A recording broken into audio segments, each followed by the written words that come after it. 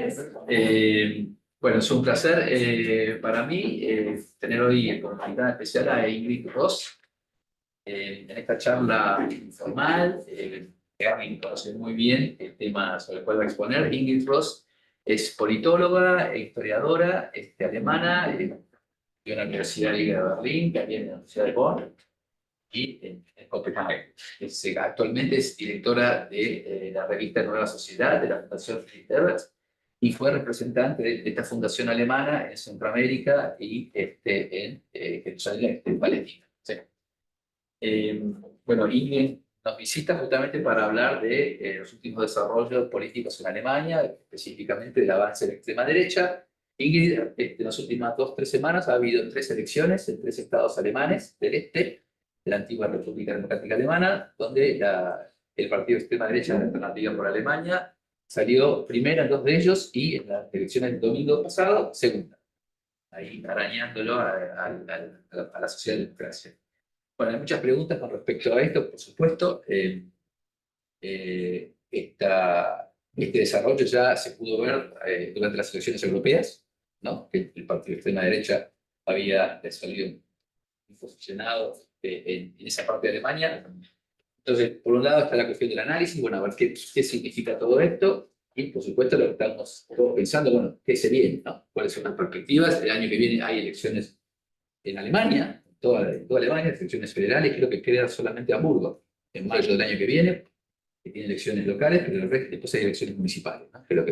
Pero como las elecciones importantes son exactamente en un año, ¿no? Septiembre de 2025, ¿en qué medida esto que ha ocurrido en los estados del este puede transformarse en una tendencia nacional? Así que, bienvenida y te dejamos ahora.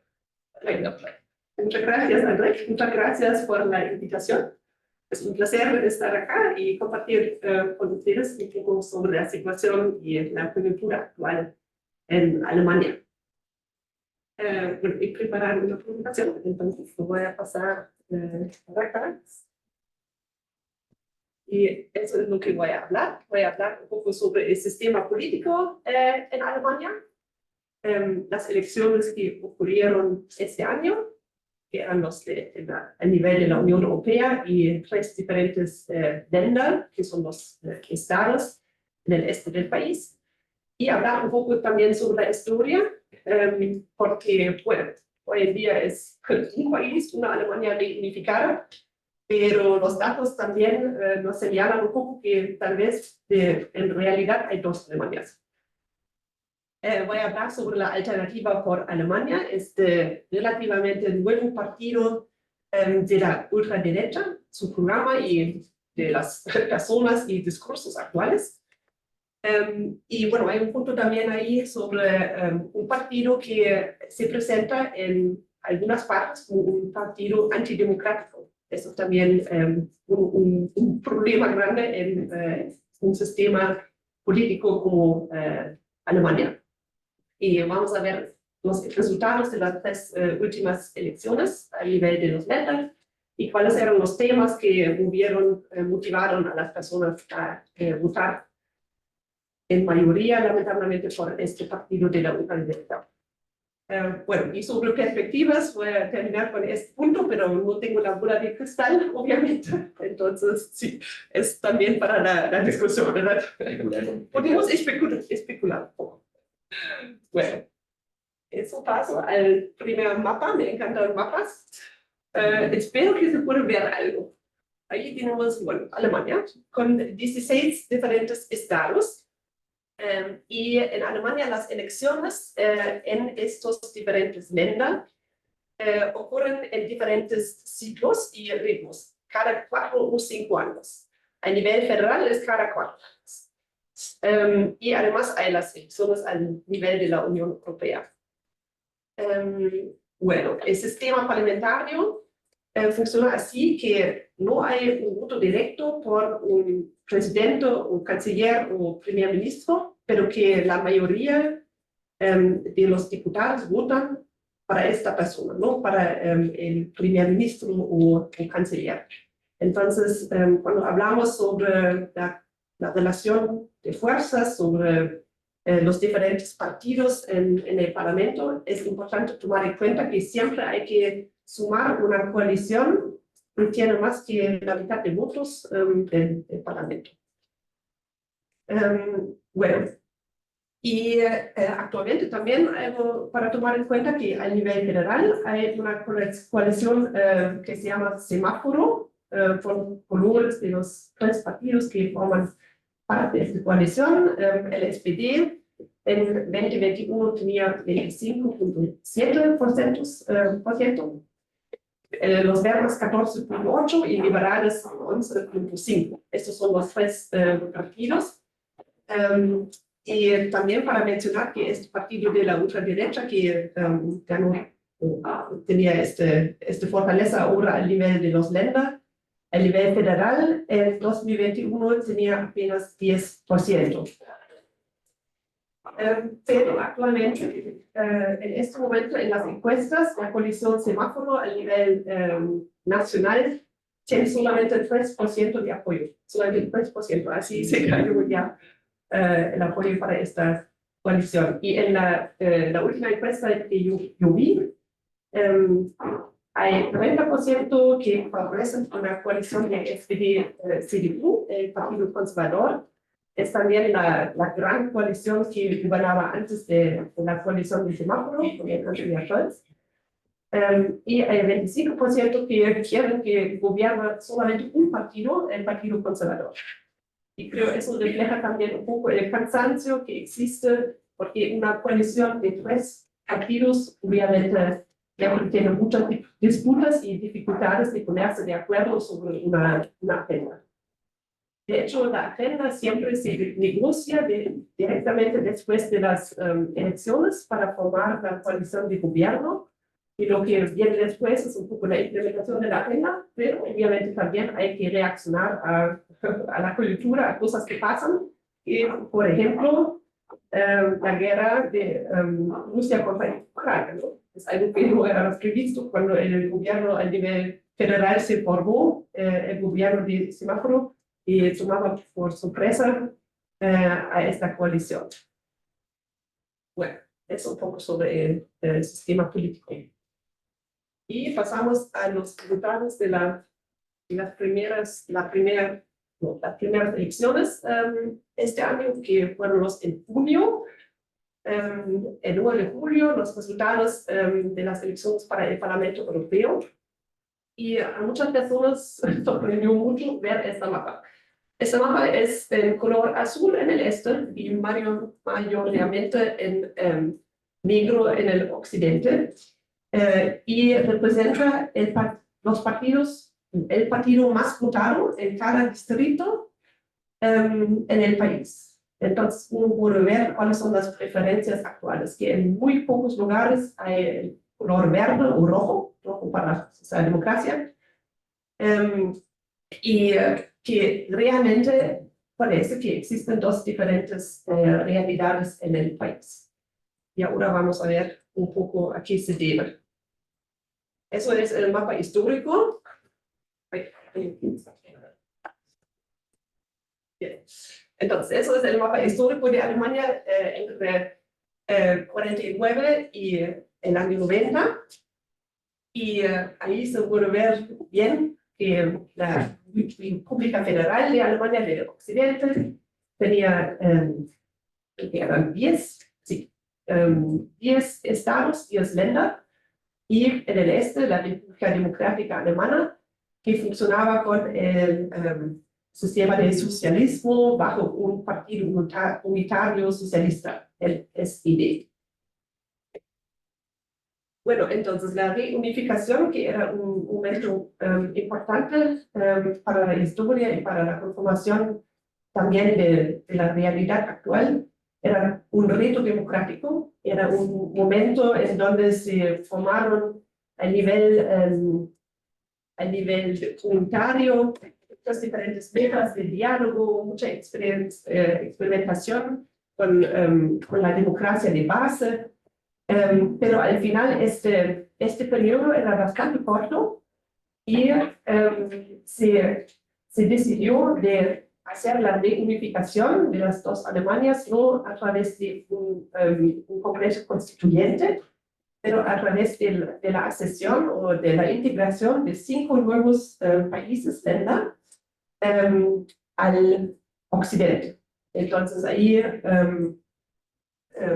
ya hay un poco una explicación tal vez por qué la cultura política es un poco diferente en el este del país y por qué tal vez hay un cierto rechazo de los partidos tradicionales, como son visto el partido SPD o el partido conservador.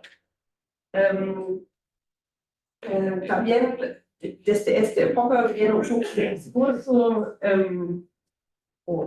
el discurso populista de ellos, con la casta arriba, los partidos tradicionales, y nosotros que no tenemos mucha influencia en la política, que somos más objetos que sujetos políticos.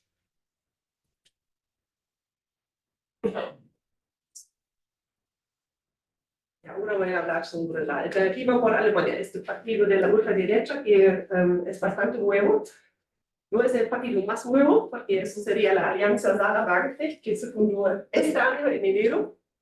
El AfD se fundó en el año 2013 y tiene representación en el Parlamento Federal desde 2017. Ahí pueden ver los dos presidentes del partido, Tino Kruppalla y Alice Weidel. También hay una imagen del líder del partido en Turingia, Björn Höcke. Y este personaje es bastante importante cuando hablamos sobre el partido. Él es un ideólogo que ya varias veces ha sido señalado por sus discursos, por usar ciertos códigos y símbolos de la ultraderecha, que en Alemania muchas veces son un crimen, ¿no? Es un delito mostrar ciertas cosas o decir ciertos eslóganes. Existe la Oficina Federal para la Protección de la Constitución y esta oficina también tiene sus réplicas a nivel de los diferentes länder.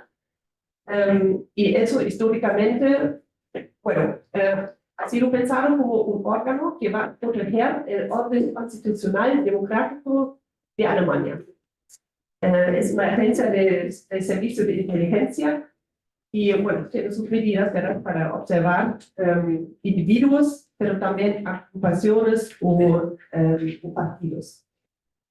Entonces, esta Oficina Federal para la Protección de la Constitución ya ha señalado que la organización joven del Partido Alternativa por Alemania es de la extrema derecha. Y suena, en el contexto de América Latina, no tan grave, pero si uno tiene en cuenta la historia de Alemania, uno sabe que pasamos por esta época de la dictadura, ¿no?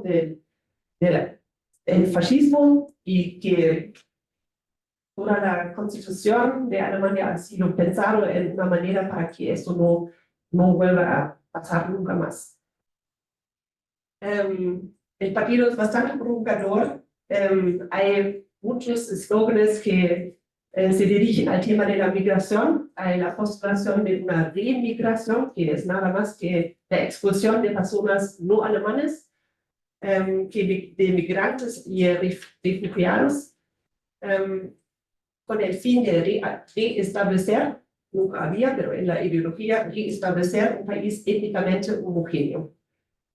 El partido es bastante hábil en usar inteligencia artificial y redes sociales. Hay muchas cuentas en TikTok, a través de ellos tienen mucho alcance con jóvenes. Hay canciones, hay videojuegos que están elaborando. Había un videojuego que estaba asimilando la expulsión de personas que de apariencia no son de Alemania. Ahí hay muchos casos que yo podría mostrar algunos videos, pero todo es en alemán, entonces decidí no hacer eso. Pero sí, un asunto que también hay que tomar en cuenta con los resultados de las elecciones es que se bajó la edad de, ¿cómo se dice? Alter. Para votar. Sí, para votar, exacto. Sí, ahora es a partir de 16 años y parece que particularmente en este grupo había muchos votantes que se apostaron por o votaron al AfD. Ahí tengo algunos ejemplos de los posters como hicieron campaña y claramente esto es una provocación total, ¿verdad? Porque, como decía, hay algunos códigos o señales que no se pueden usar, que son prohibidos por ley, y en esta imagen particularmente, ¿no? El techo que forma es el Hitler, ¿no? Pero no se podía decir nada porque en la interpretación de la imagen es bastante ambivalente. Y ahí protegen los padres a sus hijos. Sí. Protegemos a sus hijos, ¿no? A Sí. vuestros hijos, a los niños. Sí, exacto. Sí, sí. ¿Qué pasaba? Ah, sí. Sí, eso también era muy popular, era un póster de sí, hacer campaña para la reinmigración, la expulsión, y dice verano, sol y reinmigración. Sí, haciendo chistes de... Muy explícito todo, ¿no? Sí, sí. Y por último, eso también tratan de ser, son chistes. Eso dice, es tan bueno que casi está prohibido. Obviamente juega con esto de la visión de un partido que es de la ultraderecha en Alemania. Bueno, todo eso pasa en un contexto bastante difícil para Alemania porque el tema de migración e integración de migrantes sí es un tema realmente difícil para el gobierno semáforo. En el gobierno actual tenemos un partido, el Partido Verde, que siempre ha sido muy a favor de migración y de una sociedad multicultural. Y bueno, en la realidad, después de 2015, particularmente, ya antes, pero particularmente desde 2015, cuando Angela Merkel era canciller, llegaron muchas personas del Medio Oriente. Recuerdan que había la guerra en Siria y también Afganistán era un país de donde venían muchas personas refugiadas a Alemania. Y el reto de integrarlos era muy grande, no solamente integrar en la sociedad, pero también en recibir. Y es algo que en el sistema federal es responsabilidad de los diferentes comunidades, municipalidades, y no es el Estado federal que se ocupa de esto. Pero al mismo tiempo, Alemania tiene una sociedad que, bueno, se está envejeciendo. Envejeciendo. Gracias. Entonces, sí, hay una falta de mano de obra. Y Alemania también quiere atraer a personas que son profesionales, a Fachkräfte. Y obviamente, de primera vista, uno no puede saber si una persona llegó porque es refugiado o porque fue invitado por su profesión o algo así. Pero el clima en la calle y particularmente en el este del país ahora es muy grave, hay mucha discriminación y hay mucha violencia hacia personas que solamente de apariencia parecen no ser alemanes. Una semana antes de las elecciones, en Sajonia y Turingia, también pasó un atentado, un refugiado de Siria cometió un atentado con un arma blanca en la ciudad de Solingen y que dejó 3 muertos. Entonces, lamentablemente, toda esta atmósfera también se intensifica con cada hecho que pasa así. Y es verdad que pasa, ¿no? No se puede negar esto. Pero el discurso que el AfD lleva a partir de eso es que, bueno, el atentado se debe a la importación de violencia por la inmigración masiva ilegal instigada por el gobierno de semáforo. El discurso también es que ningún alumno que no habla alemán debería ir al colegio normal. Que todos los refugiados son agresores o violadores potenciales. Que ningún refugiado debería estar permitido en una fiesta del barrio o en un evento público. Y que los alemanes deberían estar listos para defenderse contra los que son ajenos de nuestra cultura. Bueno, ese es el discurso actual y hay muchos jóvenes que sí lo ven como algo atractivo y le hablan. Bueno, aquí tengo algunas estadísticas de esta Oficina de la Protección de la Constitución sobre los diferentes gremios del AfD, los cuales consideran que son de la ultraderecha, seguramente de extrema derecha, o cuáles son un caso de observación. Y se puede ver que, bueno, en los dos, Sajonia y Sajonia-Anhalt, ya se ha establecido que seguramente son de extrema derecha. Esta oficina no puede prohibir a organizaciones, solamente puede observar y proporcionar algunas muestras o pruebas o en un proceso político. ¿Cómo se puede prohibir un partido? Porque hay un debate fuerte, por supuesto, sobre esto. Es solamente el Parlamento o el gobierno que puede iniciar este proceso. Hay algunos argumentos en favor, ¿no? Que el AfD pone en riesgo la democracia y ya contamos con la experiencia de esta época de los 30, ¿no? Y el partido NSDAP de Hitler asumió el poder a través de elecciones democráticas y Adolf Hitler, de hecho, fue elegido votado democráticamente. Entonces, eso es el argumento más fuerte en favor de la prohibición del partido, pero también hay otro argumento en contra de los que dicen que 30% al nivel de los länder, que vamos a ver enseguida, han votado por el partido, entonces 30% de la población sí está de acuerdo, y en las encuestas dicen, al inicio el voto por el AfD era un voto de protesta. Pero en las últimas encuestas dijeron, la mayoría dice que sí, también coinciden con los valores, ¿no? Y opiniones del partido, que no es solamente un voto de protesta. Entonces, el argumento en contra, obviamente, es que no se puede ignorar esta expresión de voluntad política del 30% de la población. Sí, ¿verdad?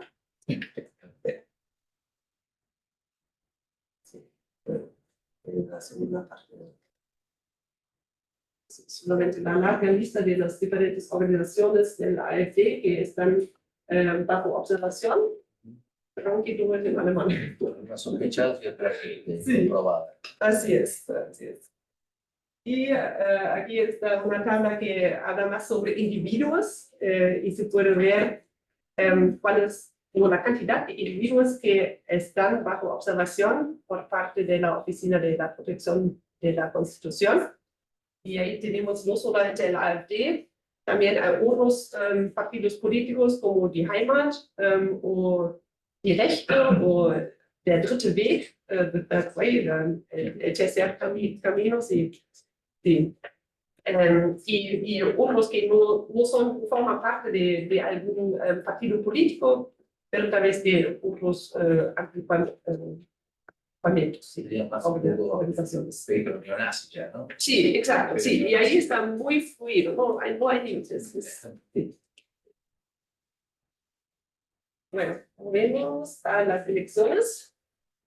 Las últimas son de Brandenburgo, una del domingo pasado. No hay voto obligatorio en Alemania y es muy sí, interesante ver que había una movilización muy grande y en Brandenburgo votaron 73% de los elegibles a votar y antes eran solamente 61%. Entonces, ahí también se puede ver, hay una alta polarización, hay muchas personas que piensan que la democracia realmente está en riesgo y que por eso hay que ir a votar.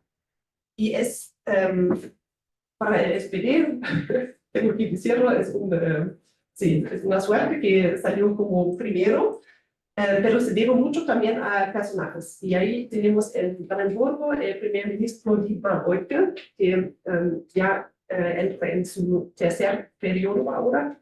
Anteriormente también había un primer ministro del SPD, Matthias Glatze. Entonces sí hay esta tradición socialdemócrata en Brandenburgo.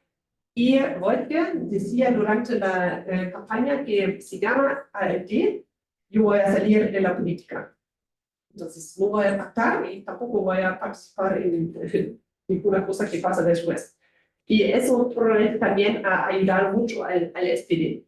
De hecho, votaron muchas personas más que 60 años por el SPD en estas elecciones.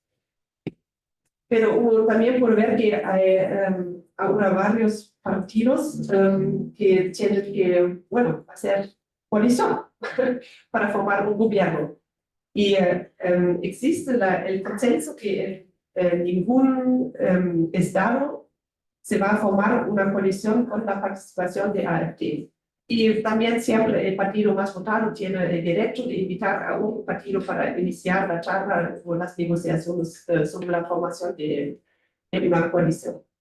En este caso, sí es posible hacer coalición entre SPD y el BSW, que es el Bündnis Sarah Wagenknecht.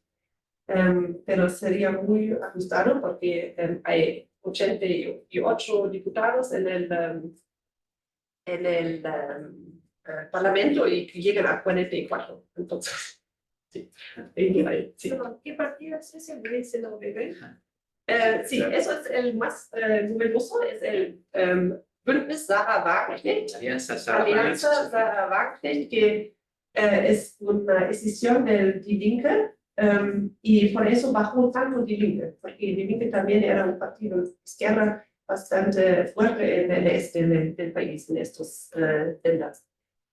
Entonces podemos hablar un poco de ese partido. Sí, sí, claro, sí. Bueno, aquí tenemos un poco el análisis quién votó por AfD en Brandenburgo y pueden ver por profesión, digamos, por clases.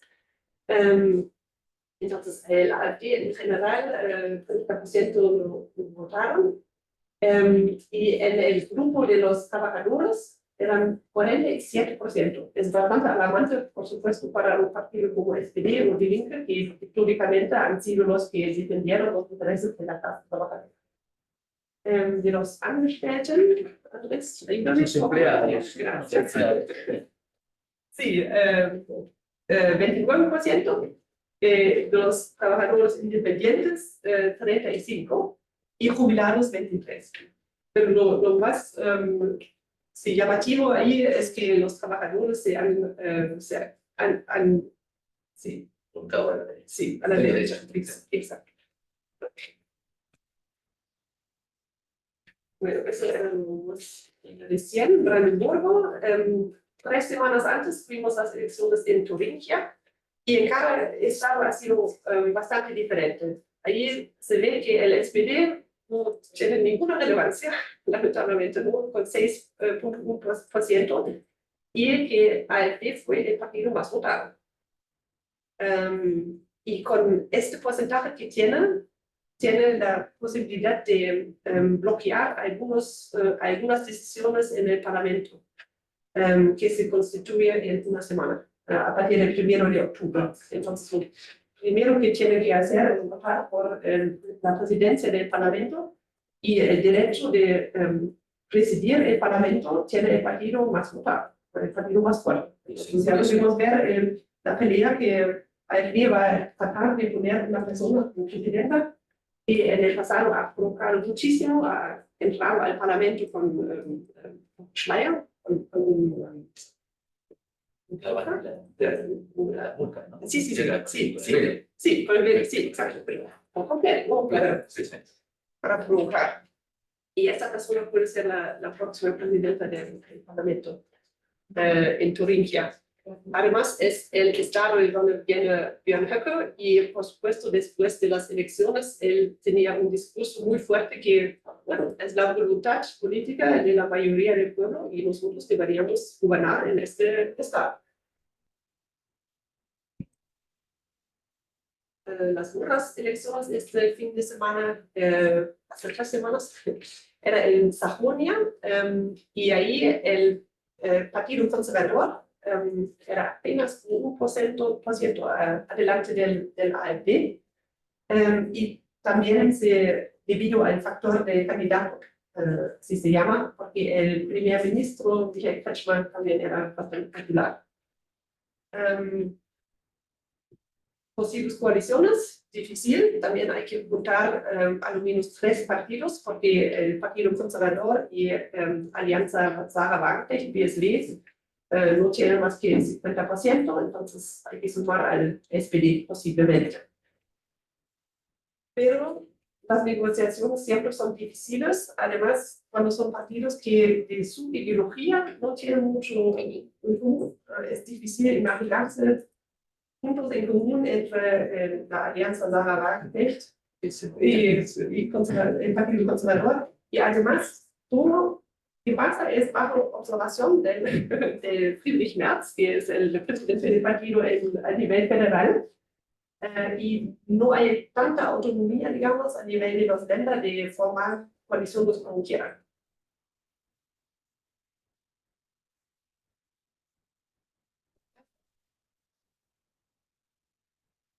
Tenemos los últimos resultados por el partido AfD en Alemania, y se puede ver que casi todos estos estados han logrado más que el 24%.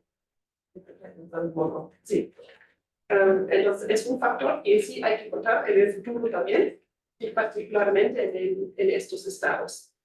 No fue un error, no fue algo ocasional, este partido sí representa la opinión de un sector significante de la población. Y aquí vemos a Sarah Wagenknecht, el partido fundado en enero, que ahora va a jugar un papel importante en la formación de estas posibles coaliciones. Y también es muy sorprendente que un partido que es tan novedoso logró este éxito en las elecciones. Eso se debe un poco al reconocimiento que tiene la persona, porque Sarah Wagenknecht jugar un papel a nivel nacional, sin una cara muy reconocida, participó en muchos debates públicos y particularmente en el este del país es bastante popular. Y además tiene un punto en su programática que es sobre la paz con Rusia. Y se diferencia mucho de la postura del gobierno federal, que pues, bueno, vamos a ver si ahora hay un cambio, pero hasta el momento es muy alineado con Ucrania y no fomenta mucho la idea de un diálogo, de negociaciones de paz en este momento. Pero lo raro es que no es un tema para los länder. En las competencias entre el nivel federal y los länder, la política exterior claramente es algo que es para el gobierno federal. Los temas fuertes de la Alianza Sarah Wagenknecht son más de temas sociales, y ahí se diferencia bastante del Partido Conservador, entonces va a ser interesante ver cómo se negocia esto. Y hablando sobre temas, estos son las estadísticas. Después de las elecciones en Alemania siempre hay muchas encuestas que salen, muchos datos. Creo que eso es muy útil para hacer análisis. Entonces, el tema más importante, y estas son las aprivaciones de los diferentes länder. En Sajonia, 20% dijeron seguridad social o temas sociales. En Brandenburgo, también 20%, en Turingia, 21%. Entonces, no es que el tema de migración es el tema más importante. Solamente parece. Y sí, migración sigue como segundo. Se puede ver que es más o menos entre 17 y 19%. Y el tema de seguridad y crimen también bastante alto, más en Sajonia que en los otros, Sajonia y Turingia que en Brandenburgo. la situación económica también es de fluctuación o es una motivación para elegir votar por un cierto partido. Y educación es solamente en quinto lugar. Y también es algo que se puede discutir un poco.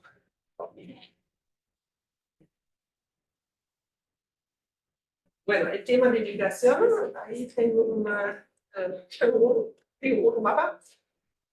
un poco pequeño para mostrar un poco cómo es en Europa, porque Alemania no tiene fronteras con países fuera de la Unión Europea y en la Unión Europea tenemos todavía el acuerdo de Schengen, que hay una libertad de movilidad. Entonces, técnicamente no hay fronteras. Las personas que llegan a Alemania llegan a través de otros países europeos. Entonces, en este debate sobre migración, sí, es bastante difícil decir que, bueno, a dónde expulsamos personas, ¿no? Hay un acuerdo en la Unión Europea que el país donde entró una persona tiene que gestionar este proceso de aceptación de asilo, digamos. Pero en la realidad no es así. Hay muchos países que dejan pasar las personas a donde quieran y así es que en Alemania también se ha vuelto un tema bastante importante. Bueno, y solamente un dato que también creo es importante para tomar en cuenta que 25% de la población en Alemania tiene un migrationshintergrund, tiene raíces migratorias y eso puede ser que sus padres o sus abuelos ya han migrado y son alemanes, son con la nacionalidad alemana desde hace generaciones. Pero en el discurso actual no hay diferenciación, ¿no? Todos hablan sobre refugiados y los que llegan en manera ilegal y sin tener el derecho de asilo. Bueno, y ya voy a... ¿Ya? Un último. Esto. Entonces, sí, la pregunta ¿es representativa o son representativas los resultados de las elecciones en Brandenburgo, Sajonia y Turingia? Hay la estadística de la población de Alemania, hay 85 millones de habitantes. En Brandenburgo es 2.5, en Turingia 2.1 y Sajonia 4. Entonces, si sumamos todos los länder, los países del este, 2.3 millones, o por Berlín 16 millones, pero apenas son 8% de la población en total. Entonces, hay personas que dicen, bueno, es un gran susto que tuvimos después de estas elecciones a nivel de los länder, pero no es tan grave como parece, no son 30% que va a ganar a nivel nacional, porque hay una historia, hay una sociedad bastante diferente en el este del país. Y es verdad que el este suena diferente por diferentes razones, pero tampoco se puede tomarlo a la ligera, se dice. Porque sí, si uno piensa que en la historia no había esta experiencia tan positiva con la democracia, que la forma como sucedió la reunificación era un poco abrupta para muchos ciudadanos en el este. Ciertamente es todavía más duro si ahora hay este rechazo total de un partido que fue el partido más votado en el este. Y es un dilema grande y fuerte. Sí, para la coalición en Berlín, la coalición de semáforo, pero también para los partidos tradicionales en el país. Entonces, es un poco la situación actual. Pues, sí, para terminar con algo un poco último, tal vez es la última encuesta que vi sobre las elecciones a nivel nacional. Y vemos que el partido más fuerte ahora es el Partido Conservador, con 32%. Y que AfD a nivel nacional suma solamente... No se encuestas los domingos, digamos. Sí, sí, exacto. Sí, Cada domingo, sí, así se llama. Sí. Claro. Sí. Bueno. Muchas gracias. Bueno. Bueno, esa es la primera pregunta que tiene que ver con esto último. Bueno, por cierto, vamos a ver, esto ayuda un poco a ver un poco las proyecciones, ¿no? Pero bueno, sí, el título de la charla es un poco demasiado apocalíptico, ¿no? Hace camino a la vida, ¿no? Pero bueno, quedará ahí como, ¿no? Con puntos suspensivos. Ingrid, bueno, con respecto a esta idea de se vota diferente, esos 5 estados del este experimentaron lo que fue de hecho una absorción, ¿no? Dentro de la República Federal de la Alemania Occidental en 1990. Ahora, la pregunta es, eso, estamos ya a 40 años, ¿no? De la reunificación, ¿no? Si hay más de una generación. Digo, ¿qué explica este comportamiento diferente? No digamos tan diferente, porque en todo caso la extrema derecha está creciendo digamos, en todos lados, ¿no? Pero digo, ahí hay una diferencia, digamos, bastante cualitativa, ¿no? Sí. En tu opinión, un poco recabando algunos estudios de sociólogos y politólogos, ¿no? Sí. ¿Qué explica ese comportamiento electoral de los estados? Bueno, preocupante los jóvenes, ¿no? Sí, uno de cada casi 4 jóvenes, 38%, ha votado por la AfD, en estos estados, ¿no? Casi. Entonces, inclusive parece como que ser de extrema derecha es cool, ¿no? Es decir, ya no es algo que se esconde ni nada de eso, sino que todo lo contrario, forma parte ya de la práctica de socialización política, ¿no? ¿Qué podemos arriesgar como aplicación? ¿Por qué esa diferencia tan grande? Sí, creo, como siempre, son diferentes factores, no es tan fácil. Pero ciertamente había una ruptura total en la vida de muchas personas, o de casi todas las personas que vivieron en el este del país en los 90. Había muchas personas que perdieron sus trabajos, no tenían ahorros, porque, bueno, eso no era el concepto, ¿verdad? Sí, sí, no, era otro pensamiento en un sistema socialista, es que el Estado te va a proveer, pero no tienes que, no es la idea que cada individuo acumula sus ingresos para tener una gran riqueza, ¿no? Para jubilarse o no sé qué. Entonces, por ahí ya había en muchas biografías individuales como un trauma, digamos.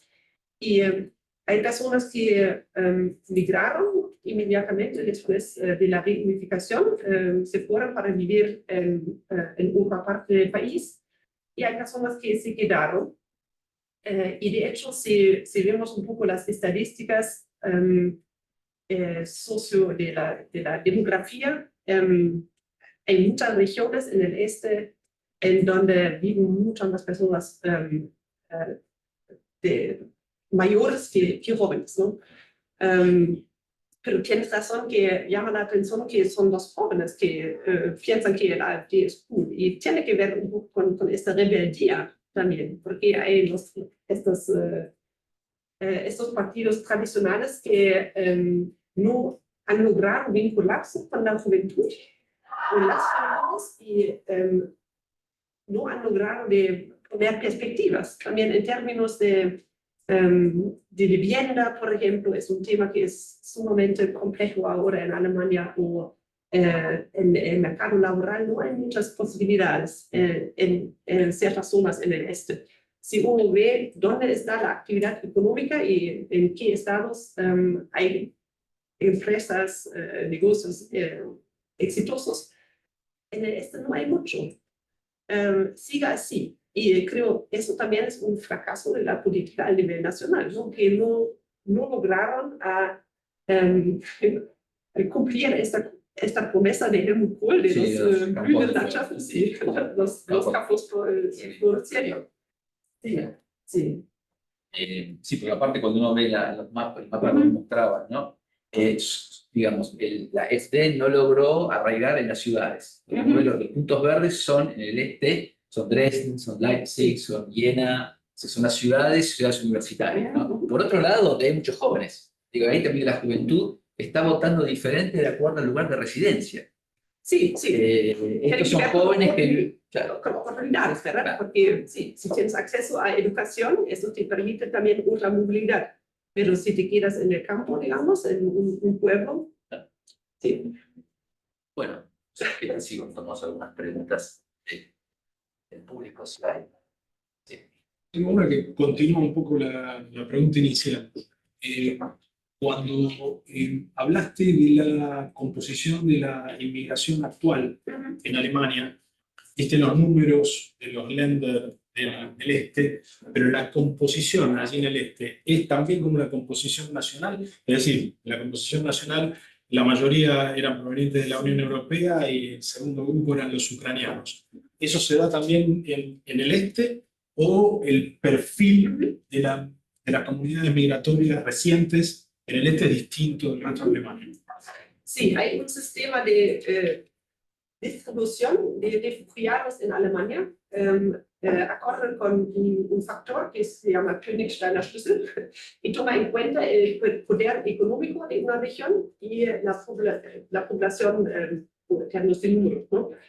Entonces, de hecho, porque en el este no viven tantas personas y no hay una gran fortaleza económica, tampoco hay tantos migrantes en el este. Es un poco paradójico que hay este gran rechazo en esta parte del país que de hecho no recibe a la mayoría, ¿no? Sí, a la mayoría de refugiados, de inmigrantes. Es una pregunta ahí, ¿no? Sí, no sé a dónde me voy con eso. Tengo que aclarar que yo soy alemán, así que el auge de la extrema derecha, como también los problemas que hemos visto que afectan a nuestro país, los dos me afecta bastante también a mí personalmente, que me preocupa mucho y me pregunto qué pasó en ese intermedio con nuestro país y los motivos del voto, ¿no? ¿Cómo podía pasar que esta extrema derecha está tan renovada? Como ya hemos visto, hay la seguridad social y hay la migración, ¿no? Y la AfD hace mucha referencia a la migración, más que nada, ¿no? Y otro es como una pesadilla de la deindustrialización que están llamando. Pero creo que más que nada se refieren a la inmigración no europea, ¿no? O sea, eso es ese paradigma de la derecha. Entonces, mi pregunta sería la siguiente.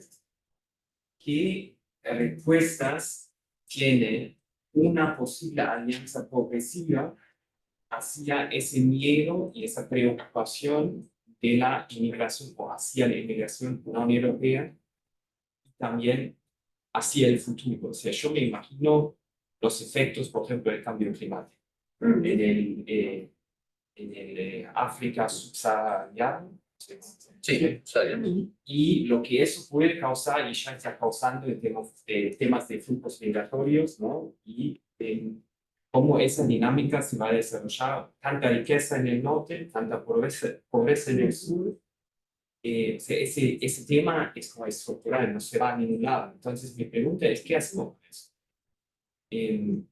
Sé que es una pregunta bastante amplia, muy difícil, pero es realmente como mi preocupación. Porque veo también que sí que hay eso, que hay una falta también de respuestas hacia esta tendencia. Sí, sí. Bueno, comparto totalmente la preocupación y el análisis. Creo que mucho se debe a esta desigualdad estructural, no solamente en Alemania, también a nivel global. Y lo que obviamente no no se dio, no funcionó, era una política progresista que sí sabe cómo manejar o sí, lograr recibir a estas personas e integrarlas en la sociedad con una aceptación al nivel general, digamos. Yo creo en este momento específicamente el reto es que todo es muy emocionalizado y que con argumentos de razón no se puede lograr mucho. Entonces el reto sería un poco cómo construir una narrativa y cómo hablar a la gente desde lo emocional. Y creo que lo que hay que hacer es casi un ejercicio psicológico, ¿no? Hay que pensar más en estos términos y pensar cómo comunicarse, particularmente con las personas, las generaciones jóvenes, para contrarrestarlas, para tener otras respuestas que la expulsión. Correcto. Recordar que alguien, yo no sé si era de la Fundación Edward, ¿no? Alguien me parece que no, de otra fundación, contaba justamente que las organizaciones de los partidos más democráticos están haciendo mucho trabajo de capacitación y de concientización en los estados del este, sobre todo entre los jóvenes. Claramente no está funcionando. El lenguaje, Sí, ahí creo que es un momento de una autocrítica también, ¿no? una discrepancia entre lo que son los programas de concientización democrática y de hecho que no están encontrando receptores en sus destinatarios, que son totalmente los jóvenes, ¿no? Lo otro es también un poco de la distinción entre cuál es el mensaje de la extrema derecha y por qué la votan, ¿no? Es decir, digamos, ahí no hay una coincidencia absoluta. Y yo creo que parte de la respuesta uno la encuentra en cómo se repartió el voto antisistema, por así decirlo, entre la extrema derecha y el partido de Saramag. Sí. En Saramag, sí, ¿no? Perdón, ¿hay alguna correlación con la situación económica más deteriorada en Alemania y el crecimiento de la ultraderecha? Históricamente hemos visto esos fenómenos y en la actualidad también está empezando mucho eso. Sí, es una muy buena pregunta. No tengo los datos para dar una respuesta científica, digamos, pero creo que si vemos el mapa y lo de rural y las ciudades ya nos da un poco la indicación que tal vez va por ahí, ¿no? Yo tengo los datos, lo tenía, ¿no? Sí, Es decir, el PBI de los distintos estados en el este no es tan diferente. No es tan diferente. Sí, es un poco más bajo en el este, pero no como para explicar esa diferencia en el comportamiento electoral. El PBI es bastante, inclusive la escolarización tampoco. Si hay vos mencionabas ahí, claro, del tema de la educación. Cuando uno ve las tasas de finalización, ¿no? De la escuela secundaria, ¿no? La cantidad de chicos que hacen el abitur, etcétera, ¿no? No son tan diferentes. De hecho, inclusive Turingia tiene mejores escuelas aparentemente que Renania Westfalia. Realmente porque hay menos migración, por lo tanto, hay menos problemas de integración de los chicos a lo que sería la educación tradicional.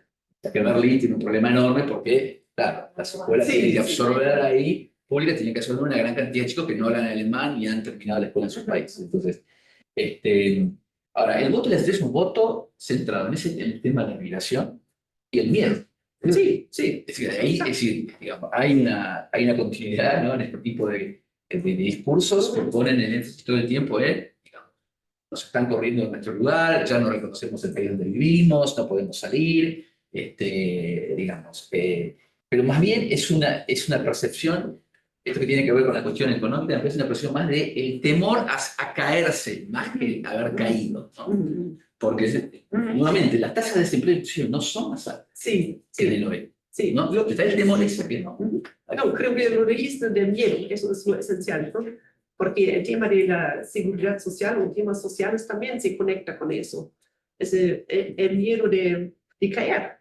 Y sí. Eso explica el voto al partido de Saramag. Sí, ¿no? también, también. Es interesante, es un partido que combina una agenda social de izquierda con una agenda cultural e internacional de derecha, euroscéptica y al mismo tiempo, sino contra la inmigración, en todo caso, frenar la inmigración y trabajar en la integración de los que ya están, ¿no? Es un partido que me hace acordar como historiador, al nacional bolchevismo de los años 20, una especie, ¿no?, de combinación rara entre una izquierda, sería nuestra izquierda nacional, un poco, ¿no? O sea, ¿no?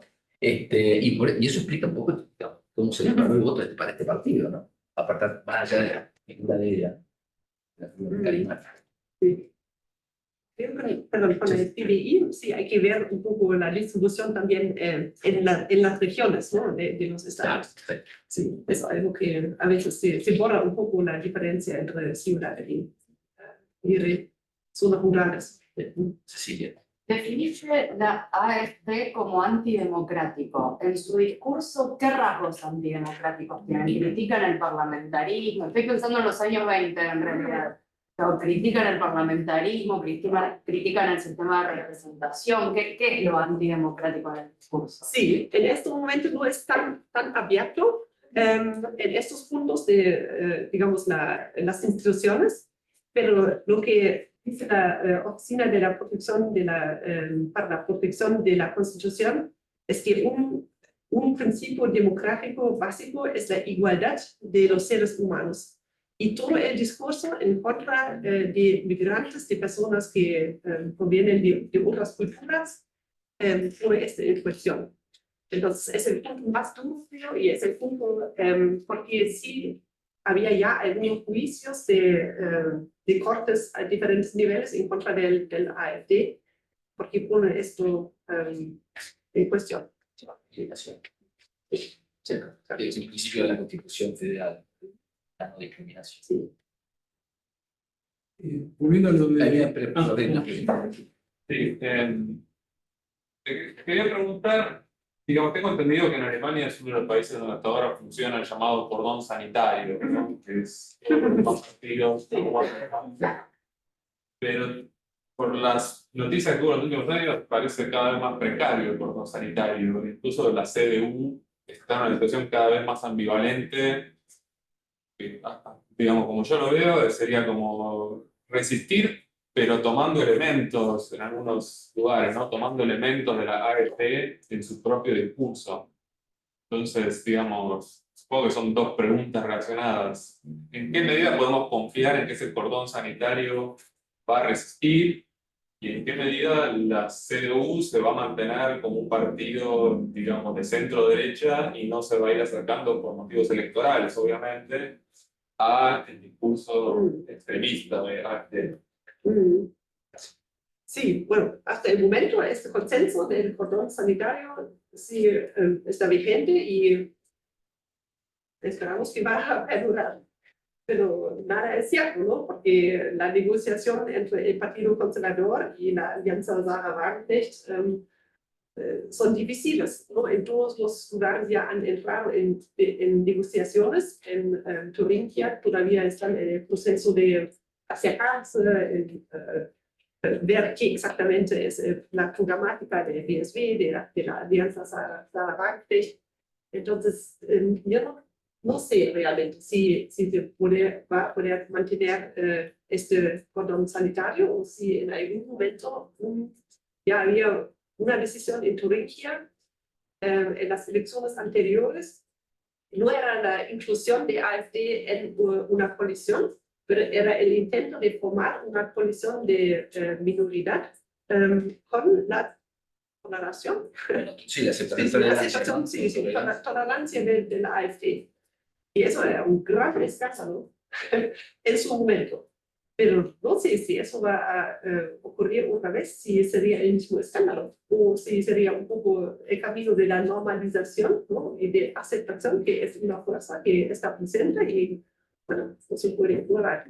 Con el discurso yo diría que sí, ya ha ocurrido. Ya el Partido Conservador ya se ha posicionado bastante más hacia la derecha en comparación con el CDU de Angela Merkel, por cierto. Y que también la coalición de semáforo, que no tiene que ver, no incorpora este Partido Conservador, ya está tomando decisiones que realmente toma porque hay una atmósfera en contra de la migración. Entonces, inmediatamente después de las elecciones de Turingia y Sajonia y antes los de Brandenburgo, han decidido de controlar otra vez las fronteras y poner policiales en diferentes puestos. Y eso es algo que nadie se hubiera imaginado hace 3 años, ¿no? Que un gobierno así, de semáforo, con los verdes, podría tomar esta decisión. Bueno, con respecto a la pregunta que hizo él, Francia ya entró en ese camino. El gobierno francés depende del voto del lepenismo, no bloquee las decisiones. Así que a nivel municipal hay varias ciudades en donde Le Pen, el partido Le Pen está, ¿no? gobernando con una fuerza neoconservadora, conservadora. Así que si de algo sirve el ejemplo, Francia ya entró en ese camino. Sí, yo quiero preguntarte, hablaste muy bien en torno a la crisis incluso de representación, ¿no? Política, pero preguntarte sobre la crisis en la educación, ¿no? Que en un momento también lo dijiste, diste ahora su plan tema como para discutir. Te refiero a las relaciones intergeneracionales, porque pareciera también que en esa transmisión algo está sucediendo con, bueno, algo en lo memorial que no logra transmitirse, ¿no? Digo, de pensar en el nazismo y pensar en esa memoria que por ahí sería un antídoto, ¿no? Contra las derechas. ¿Qué está pasando con eso, ¿no? Especialmente en las relaciones intergeneracionales, ¿no? Está habiendo como muchos problemas en este discurso político que no logra entrar en las nuevas generaciones, ¿no? Entonces, ¿cómo ves eso? ¿Cómo ves la cuestión de esa crisis a lo mejor entre política y educación?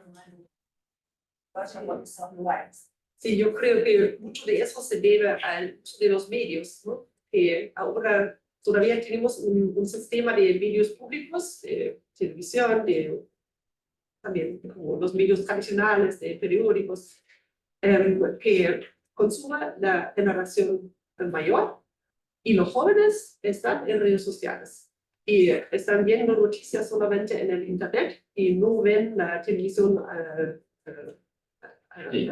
sí.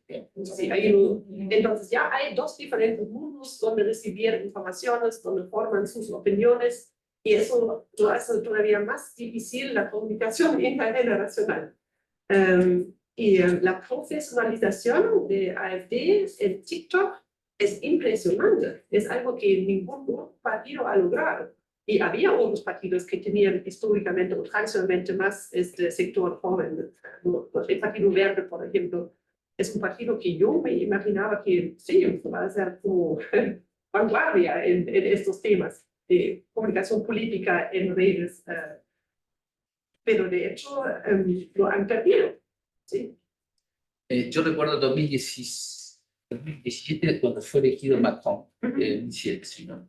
Vino a la universidad una exalumna nuestra de nacionalidad francesa que estaba trabajando en la campaña de Macron para, digamos, en el sector joven, digamos, tratando de reclutar, ¿no? De acercar a los jóvenes, de llevar el programa. Terminó completamente desilusionada, digo, no hubo manera de llegar con ese discurso, ¿no? Moderado, conservador a la juventud, y como que dejó tiró la toalla, digamos, abandonó la campaña a ella, pero vino a contar esa experiencia, la dificultad de los partidos políticos más o menos tradicionales en establecer un vínculo comunicacional con la juventud. Tenemos varias preguntas acá. Ana María, sí. No, pero después vamos a hablar las preguntas que... No, digamos, ¿qué pasa con estos partidos y el éxito que tienen? ¿No? Porque recién están hablando, digamos, del miedo y el miedo que moviliza, etc. Pero en realidad no es el miedo lo que está movilizando. Lo que está movilizando a favor del partido es la bronca, ¿no? Pues, y esto va en consonancia con algunos trabajos que hacen referencia a, digamos, cómo son las campañas de los partidos de extrema derecha. Entonces toma el caso de Italia, se toma el caso de Francia, etcétera, que lo que están haciendo es explotando la bronca, y la bronca, digamos, su vehículo principal son las redes sociales, ¿no?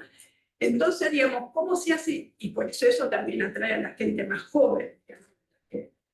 Y entonces, digamos, bueno, ¿cómo hacen los partidos tradicionales para hacer frente a este desafío donde llevan la delantera, digamos, estas estrategias de comunicación nuevas y entonces que de algún modo favorecen, digamos, que estos partidos vayan creciendo, ¿no? Digo, porque, a ver, yo estaba pensando, si uno, digamos, comienza, digamos, no sé, supone campañas a favor de la democracia, etcétera, pero ahí no son temas que conmueven a los jóvenes. Entonces hay que cambiarlo, ¿no? Y por ahí, digamos, ahora que uno dice, bueno, estas políticas sobre la migración uno las puede mirar con ojos críticos, ¿no? Bueno, pero si lo que está en juego es la migración o la democracia, digamos, ¿qué hago? Bueno, nada, estas son algunas inquietudes, digamos, que necesitan este escenario desconcertante, ¿no? Realmente. Cuando mencionamos el tema del miedo, es más bien de la partida del discurso del partido y no de la razón por la cual lo votan, ¿no? Sí. El partido no tiene un programa de política social, nada de eso, no hay un programa. Sí, el programa en todo caso lo tiene la Vaga. Es esta cosa emocional, ¿no? Si está claro, y entonces la bronca está ahí. Y creo que sí, la bronca era un poco más de la etapa anterior, ¿no? De Pegida. Que por ahí había, y el término, ¿verdad? Era algo que conecta mucho con la bronca, ¿verdad? El ciudadano y Brasil. Sí, ¿no? Así. sí, el enojo. Sí, sí, exacto. Sí, bueno, es muy fluido también el discurso, ¿no? Uno ve que temas que ahora están en el centro del debate no se podía anticipar esto tanto, ¿no? Y la guerra y otros temas. Entonces, mi gran pregunta también es qué va a pasar en este año en adelante, ¿no? Hasta las elecciones a nivel federal. No sé si este tema va a seguir como un tema multivalor o como un tema que se puede explotar tanto. Porque un año también es mucho tiempo y pueden pasar muchas cosas. Me da esperanza un poco, ¿no? Siendo del lado de experto político, que sí hay tiempo para amar un discurso, pero al mismo tiempo hay que hacerlo pronto y hay que tener buenas ideas como hablar a nivel emocional con esos sectores. Bueno, acá varias preguntas que nos pasan, ¿no? Bueno, Melina Cresol, a mí me gustaría compartir una experiencia de la cual fui víctima en Alemania sobre el tema de inmigración. Si Ingrid está de acuerdo. No sé, Nabila, ella después pide tu email. Ya lo quería compartir contigo, no sé cómo pueden hablar, ¿no? En todo caso, que lo comparta contigo y eventualmente lo podemos después hacer circular. Bueno, después está Silvia. Pregunta, ¿qué pensás sobre la discusión actual dentro del SPD sobre el posicionamiento del partido acerca de la migración? Bueno, no ahora más pensando en el Partido Socialdemócrata, dicen que la cúpula ha adoptado el discurso anti-inmigración de la ultraderecha, ¿no? Bueno, no ya estamos hablando, no estamos hablando ya del CDU, sino de la socialdemocracia. Bueno, esa es una pregunta. Si querés, damos dos más, ¿no? Federico pregunta qué rol se le puede asignar al gobierno de Angela Merkel en el proceso de derechización y, bueno, cuáles son las principales críticas de la sociedad alemana a la socialdemocracia. Algunas cosas creo que ya se dijeron respecto a eso, pero lo de Merkel quizá podríamos retomarlo, ¿no? Y Dan Parma, bueno, la pregunta acá relacionada con algo que ya se dijo, ¿no? Que tiene que ver con el uso de los medios de comunicación, la simplificación del discurso para identificar a quiénes son los responsables del padecimiento económico. Bueno, nuevamente, la cuestión del padecimiento, realmente se puede hablar de padecimiento económico. En todo caso, la historia muestra que el voto fascista es un voto no de que no tiene trabajo, sino que el que esté en perder. Es decir, no mira las estadísticas. En los años 30 es la idea del miedo a, ¿no? Al descenso, ¿no? A la pérdida de estatus. Y la misma zona, encima. ¿Cómo? Y la misma zona que hablaba del nazismo, que es Claro, sí, sí. Bueno, eso, ¿no? La simplificación del discurso, la señalización de los responsables porque estamos mal, el uso de las redes sociales. Bueno, acá es muy interesante, ¿no? Omitir datos, ¿no? A veces, ¿no? Los medios no... Bueno, ahora creo que sí, pero me acuerdo yo que en el 2015, 2016 la policía no daba datos acerca de los autores de crímenes, de ataques, ¿no? Y eso causó, cuando se descubrió, me acuerdo en el caso del año nuevo 2016, 2015, cuando hubo una serie de ataques contra mujeres en Colonia, en otras ciudades, es que mucho más tarde se descubrió, ¿no? Otro público que habían sido jóvenes de origen marroquí, ¿no? Muchos de ellos demandantes de asilo que todavía no tenían su situación regularizada, y entonces hay un ataque a la policía porque, digamos, deliberadamente, digamos, encubrieron la condición étnica por razones obvias, ¿no? De los autores. Entonces, yo creo que eso ya ahora no, ahora se dice, ¿no? El atacante de Solingen era, sí, no, sí, ya no. Bueno, esas preguntas, ¿no? Digo, Merkel, podemos comenzar con la de Merkel, que me parece que, y después la discusión dentro del partido del SPD sobre si efectivamente vos crees que hay una derechización. Voy a empezar con ese libro. Sí, sí, bueno, es algo muy, muy reciente, ¿no? Que el gobierno ha expresado tan duro en temas de migración y ahora vemos la reacción del base del partido, de los militantes, de las culturas, y sí, hay muchas personas que no son de acuerdo con esta nueva línea, digamos. Entonces, también hay un debilitamiento del SPD porque existe esta tensión. Y creo que hace daño, o todavía más daño, a un canciller que ya se ve un poco debilitado, que ahora hay estas fisiones dentro del partido. Antes de las elecciones en Brandenburgo ya había un debate fuerte sobre la candidatura una vez de Olaf Scholz.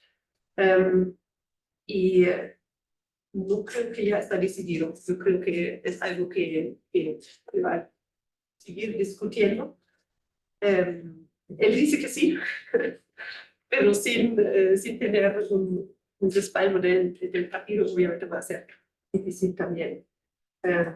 Ya se había discutido antes hace 3 o 4 meses, creo, ¿no? Que la candidatura del actual ministro de Defensa también puede ser una buena opción. Digo, personalmente creo que eso tampoco son temas que son muy de la socialdemocracia, y si vemos cuáles son los motivos de los votantes y el tema de temas sociales está en primer lugar, creo que la salida sería un poco más por ahí.